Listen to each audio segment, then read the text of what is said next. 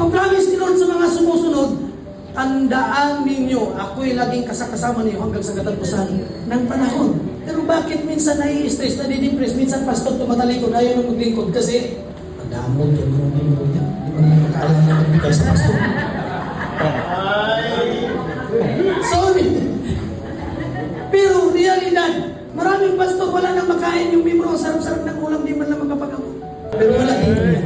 Ito po, realidad na nangyayari. Kaya yung mga pastor dapat tulungan natin. Ginagamit sila ng Lord para tayo nituruan at manalangin. Pagtsagaan yung ating kakulitan. Kahit malayo, sumusulong yan. Kahit na walang makain.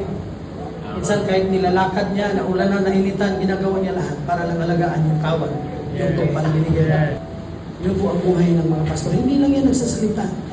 Alam niyo, wala tayong pastor na naririnig na nagdalgal doon sa labas para ikwento yung kanyang mga problema. Karamihan sa mga pastor, hindi nagkukwento ng problema. Bakit? Katangian na nating mga pastor, nagpapalakas, nag-encourage. Pero kapag tayo na may problema, minsan kahit sa asawa natin, hindi natin kaya i-share. Baka maapektuhan sila. Dahil hindi parehas ang level ng pananampalataya.